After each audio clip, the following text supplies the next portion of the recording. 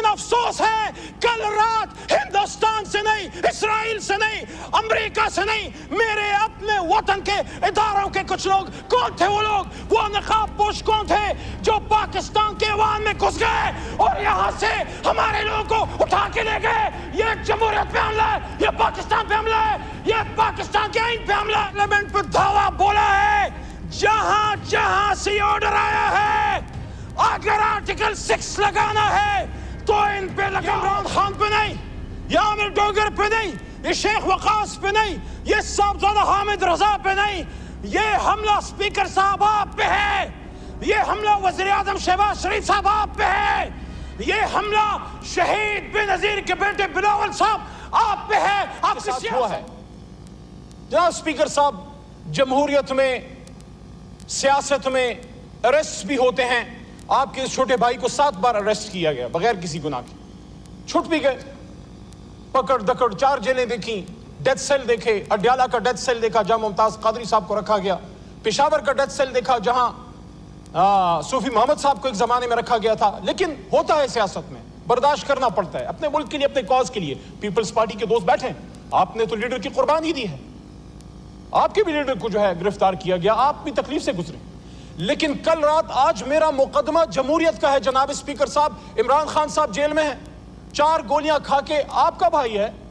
نظریاتی اختلاف ہے لیکن اس ملک کا سابق وزیر اعظم ہے۔ میں نے شہباز شریف صاحب سے جب یہاں تشریف فرما تھے 2 مہینے پہلے، یہی بات میں نے کی تھی کہ شہباز صاحب، آپ کا اور خان صاحب کا نظریاتی اختلاف ہے، لیکن بطور کولیگ اور بطور آپ اس وقت اپوزیشن لیڈر تھے، he was your prime minister، آپ کو یہ بات کرنی چاہیے تھی کہ میرے سابق وزیر اعظم سے اختلاف ہیں لیکن ان کو جو بدن میں گولیاں لگی ہیں میں اس کی انویسٹیگیشن کروں گا۔ لیکن آج میرا مقدمہ عمران خان صاحب کا بھی نہیں ہے۔ عمران خان صاحب اپنا مقدمہ لڑ رہے ہیں، آج میرا مقدمہ جمہوریت کا ہے۔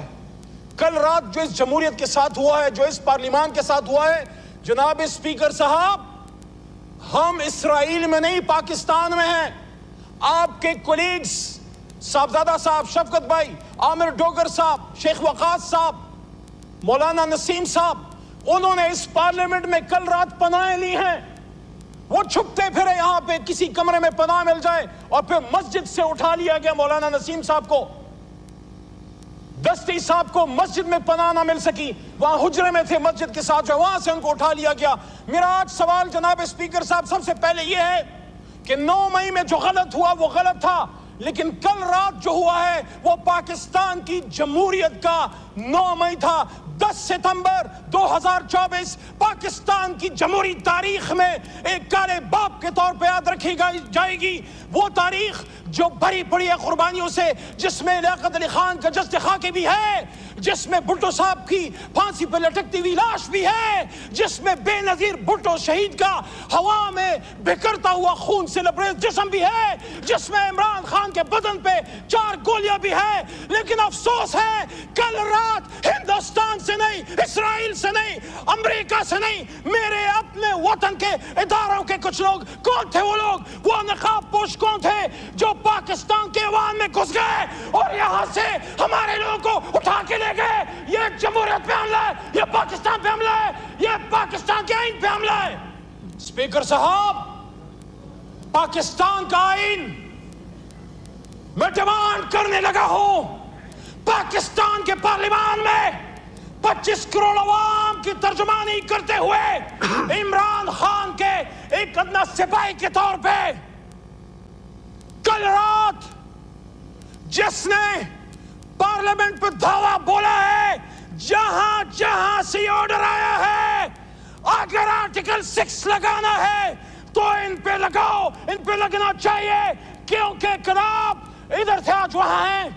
کل ہم وہاں تھے آج ادھر ہیں۔ یہ بے عزتی اگر کوئی سمجھے، یہ حملہ اگر کوئی سمجھے،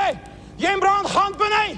یہ عامر ڈوگر پہ نہیں، یہ شیخ وقاص پہ نہیں، یہ صاحبزادہ حامد رضا پہ نہیں، یہ حملہ اسپیکر صاحب آپ پہ ہے، یہ حملہ وزیر اعظم شہباز شریف صاحب آپ پہ ہے، یہ حملہ شہید بے نظیر کے بیٹے بلاول صاحب آپ پہ ہے، آپ کی سیاست